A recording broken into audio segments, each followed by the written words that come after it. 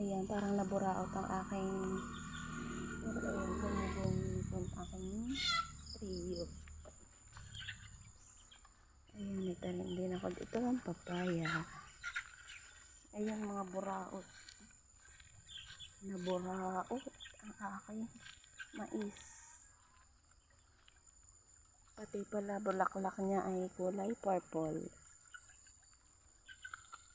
Ito ay mga kulay ito.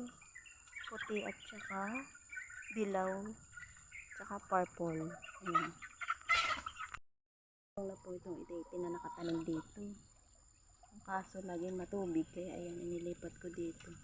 Buhay naman siya. Tapos ayan ang aking kalabasa. Buhay na din.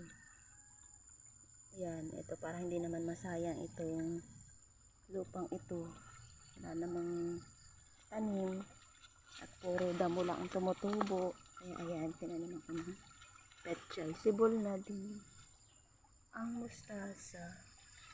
Parang hindi sumibol ang mustasa. Ang sibol na din pala itong kalabasa. Ayan, itong green tea ito. Nilipat ko dito kasi namamatay doon sa may tabing bahay. Ipararamihin ko. Ayan. Malunggay. Ibang klase ng malunggay. Buto ko pong itinanim. Tapos nung sumibol, galing sa puno, ayan. Tinanim ko dito para dumami.